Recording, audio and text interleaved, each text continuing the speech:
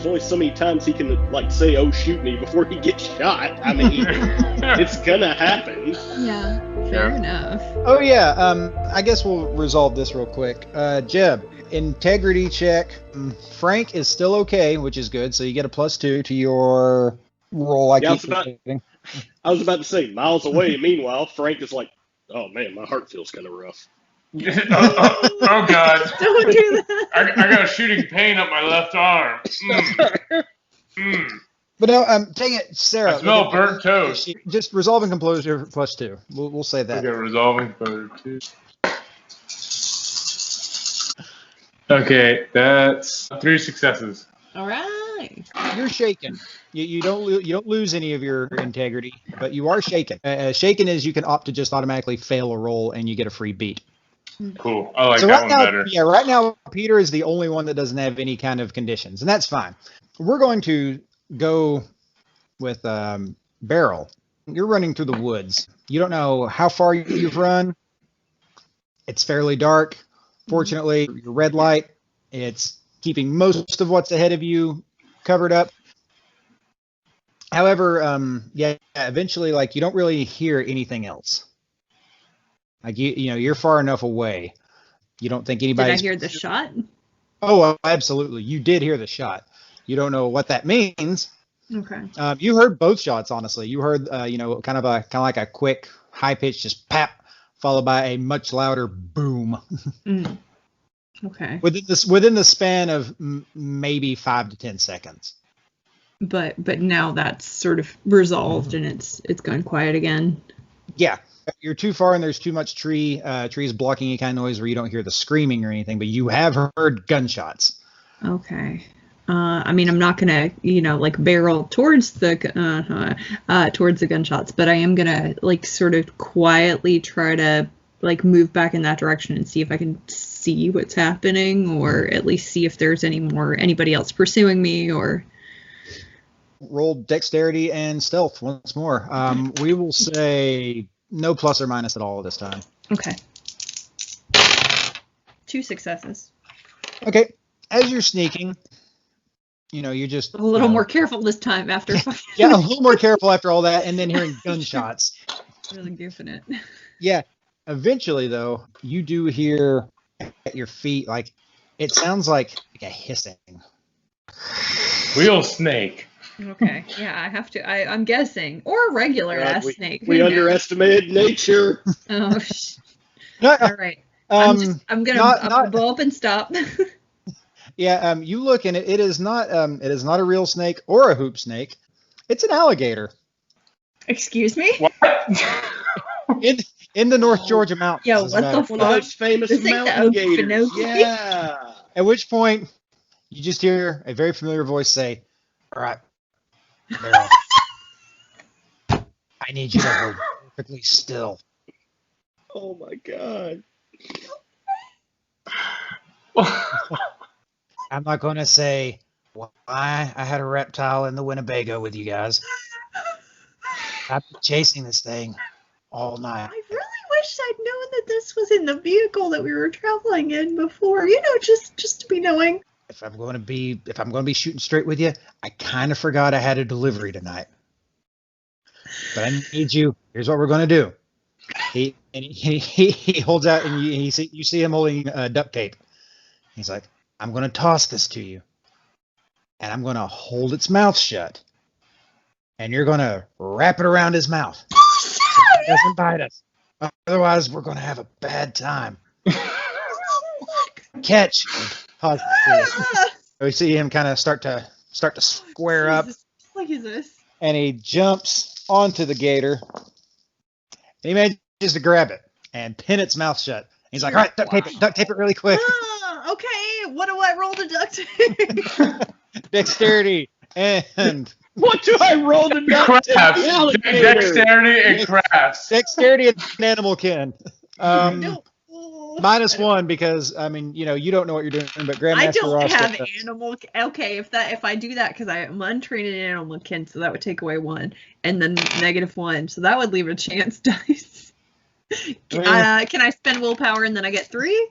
You can spend willpower. You can cash in one of your conditions.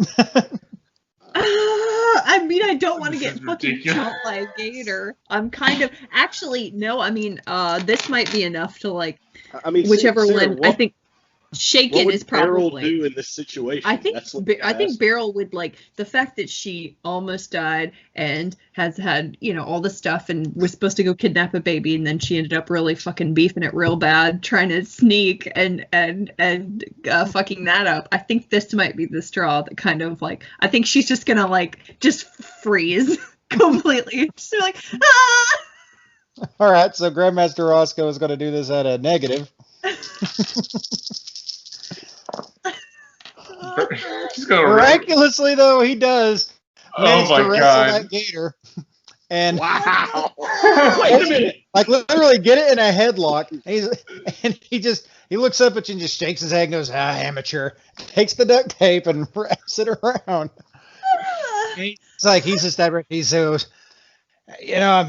it's nothing personal. Not everybody's got to wrestle their first gator at some point. Whew. He's like, man, I need a drink of water. Do you have like a bottle of water on you or anything, Beryl?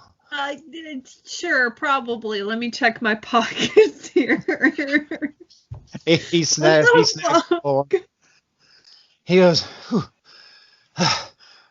So, how is everybody?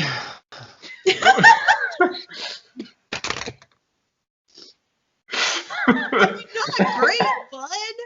If I'm being honest, we were trying to sneak into this cabin, and I really, really fucked up and did fall, and then just had to become a loud distraction and run out here, and then I ran into you and almost got my face chopped off by a gator. So not great. Well, I mean, and then there's gunshots, so there's that. He's like, yeah, I heard that. I didn't know if that was you guys or whatever it is you're going after, like that baby or whatever. But I don't think the baby has a gun. I mean, who knows at this point? It's like, well, the important thing is that you guys are okay. And he goes, oh, by the way, and he pulls out his phone and starts like plugging some stuff. He goes, I got this marked. I can pick it back up when we swing back over. Are you're just gonna leave this fucking gator here? He's like, Jonoki Finoki? He goes, I got it. He's like, I got it duct taped up. It's not going to bite. That's why he duct taped their mouth. It's easier for them Did you duct tape it to a tree? So that it's like... He hog-tied this fucker. It's just like that. Don't think about it. It's so anyway, arms are not very long, are they? So anyway, hog-tying a gator. This is not going the shipping Beryl Roscoe route I was hoping it No, would. no. I'm trying to fuck the werewolf, damn it. This Fuck is not- Park. No, Roscoe's this where is a it's bad at. ship. No, this ship crashed long look, ago. you marry Park, but you fuck Roscoe. So anyway, Say what you will. Fuck The man Roscoe, wrestled but- an alligator in front of you. That's all I'm saying. Maybe some Single-handedly. people find that deeply erotic, but I don't think that's Beryl's jam somehow. I will be honest. The sweatpants do kind of throw off the sexiness a little. So a little. I heard the gunshots. Kind of figured, well, I guess I'm somewhere around the neighborhood, and it's a good thing we got the gator though. Yeah. Okay.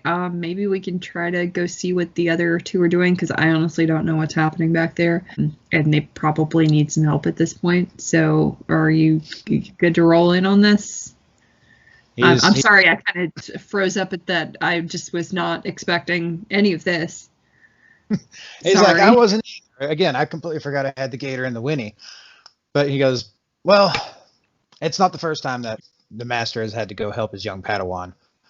But I think I can help you guys. And he just takes a deep breath and reaches behind his back and pulls out a big Rambo knife, bites it in his teeth, and goes, all right, let's go. We will say Beryl and Roscoe, you guys are basically going to be making rolls to see if you can hit a certain number to reach the guys, and go ahead and make a roll. Also, you can use your fleet of foot, but you do have to hit a certain number of successes that I will be keeping in my noodle. Okay. It's a 10. Another 10. You guys got the hot pass tonight. I got nothing. Yeah. Shit. Okay, I can't. Your time will come, Garrett. Your time will come. Okay, and I've been lucky very much in this campaign. I got 3. Okay, yeah, you guys cover plenty of ground through the night, making your way back to the cabin, but it'll still require at least another roll. We will warp back over, back over to the cabin. This is where I mentioned we as a hunter group have taken on a invade the compound, if you will, kind of team tactic. Mm-hmm. So I feel like that should play into mine and Jeb's role in kind of storming this cabin. Yeah. So yeah, what you guys plan? Yeah. Okay. We have that tactic that we can. We can go Hold to up here. some people's places. I was about to say, do you want to hold off and wait to see if she comes back, or do you want to go ahead and start like storming? Because it does take at least 3 people. Oh, shoot. Well, I feel like me and Peter are already kind of starting to storm. But that's the whole thing to me. Is like the gunshots have been heard. If they're not inside, like knowing that something's about to come, then us sitting around only make them come out to us, and that could be very bad. And there are still at least 3 people wandering through the woods at the moment. And who knows what they're thinking, when they hear gunshots. So wait a minute. 3 went after Beryl. 3 stayed to defend the house, like in the wood line. And then And 2 there's- more in the house. Yeah, there's 2 more in the house. Plus Daniel, i.e. Rat. Yeah, Right. not counting Daniel, there's at least 2 people in the house. Okay. 4 if you count the baby, if it's there. If it's actually a person. Is it a person yet? Isn't that the topic?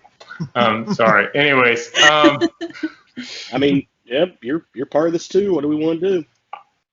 I feel like we wouldn't wait on Beryl because we don't know what the hell she's doing. So I mean, think, I actually agree on that because we have no idea if she's on her way back. Right. If she's just bolted, like. So I think you would just kind of bust in and go for it. You know, even though it'd be nice to use the tactic, I don't think it's really good to be like, oh, we'll just wait on Beryl to conveniently show up here in a few rolls. And I think you would just kind of go for it. Assessment.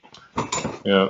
So I guess that's what we'll do. We'll bust in Okay. using no tactics. Makes you feel good. So I'm going to go ahead and guy stance. You know it. One-handed over the head stance. You do exactly that. You guys, you're approaching the front of the door. They did finally manage to move that big honking rock. It's basically just off the porch. You're sitting there with the katana raised above your head. Jeb, you're basically at the side of the door. One-handed because his other Okay. arm is sort of moved. Okay, one-handed. Jeb, you're It's a basically. certain stance. I imagine you're kind of off at the side, with your hand like at the door handle, like ready to do something. You throw the door handle open, Peter. You don't see anything.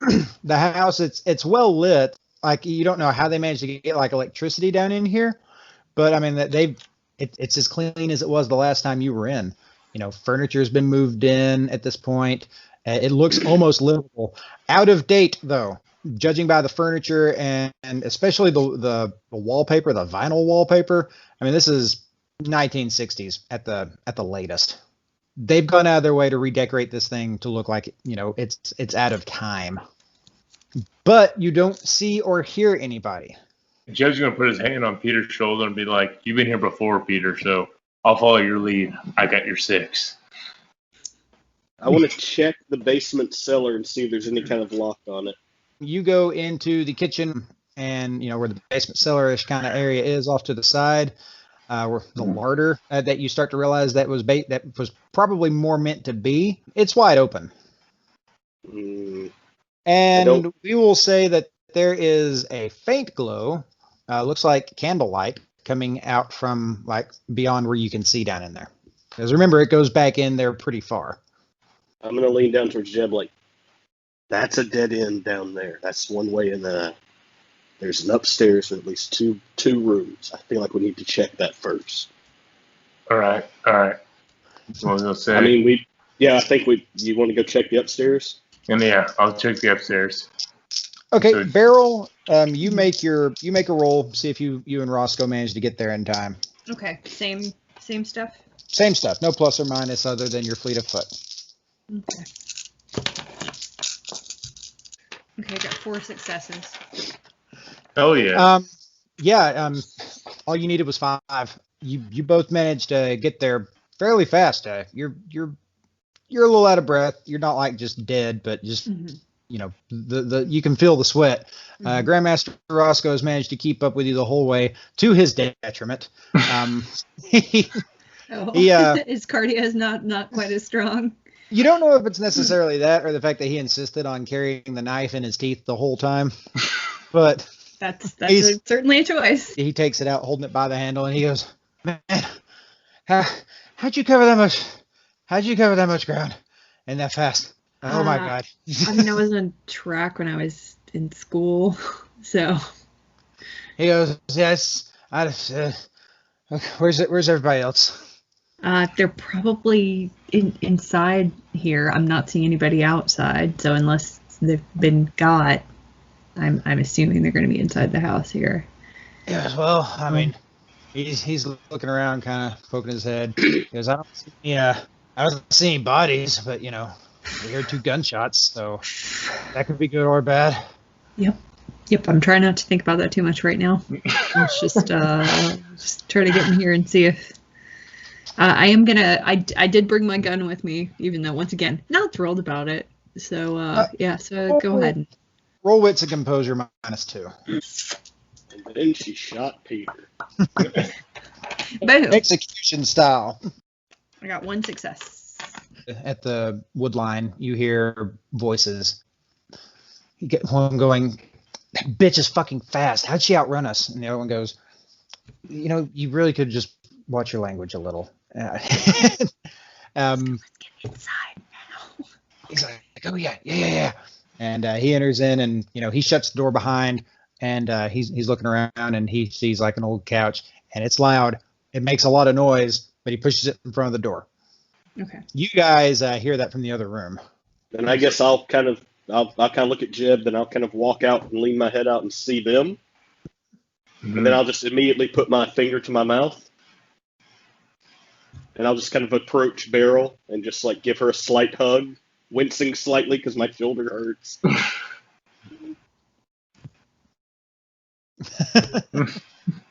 It's good audio. Then yes, great audio. But then I'll lean in. It's not an audio only format, though. To be fair, we're not doing. Then I'll lean into Beryl and say, "Jeb and I are going to check upstairs. If y'all can keep an eye out down here." Okay, gotcha. Grandmaster Roscoe, he looks at you and goes, "Peter, come here for just a second." He reaches down and unzips his fanny pack, and he pulls out rubbing a small thing of rubbing alcohol, some gauze, and some disinfectant. And he goes, "I can bandage you up, or if you can if you want, man." Okay, change of plan. Beryl, Jeb, can you 2 check upstairs? It might be best if maybe I got this disinfected. Okay. Yeah, you got it, buddy. Smart. Okay. We'll go upstairs in a moment, but you guys kind of split off, and so we'll have a Peter Grandmaster Roscoe moment. Cue the music. Yeah, soft jazz saxophone. Yeah, Sex Squatch is playing in the background. Yeah, Sex Squatch. I never thought you'd be banding me up like this. Yeah, we've been through some shit, haven't we? The skeleton smoking at the kitchen table all take notice.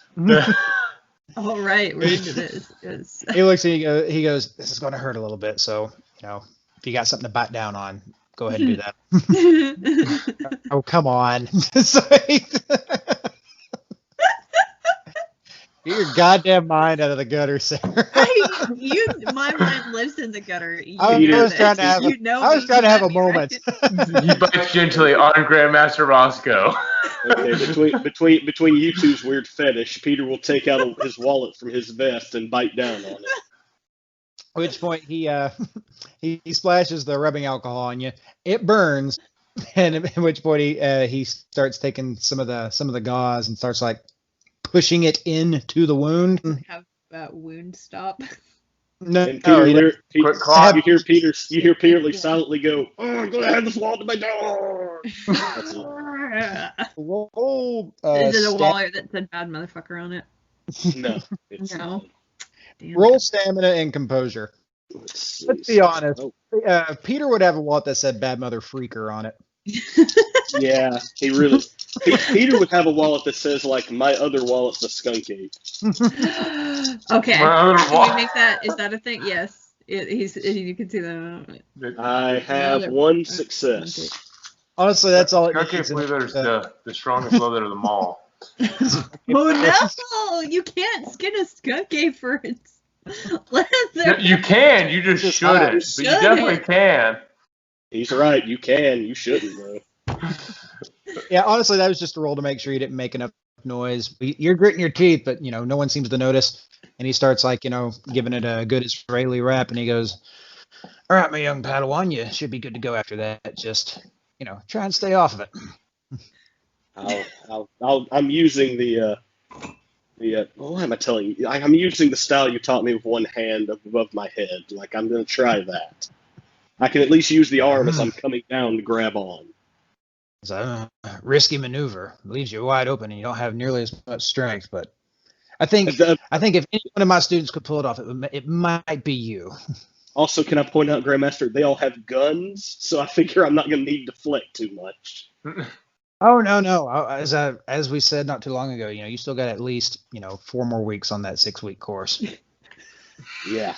Hey, seriously though, thanks for coming back. That's very nice of you. Of course. Yeah, I'm not gonna leave you guys behind or my reptiles. Cut to the other one. Hard cut.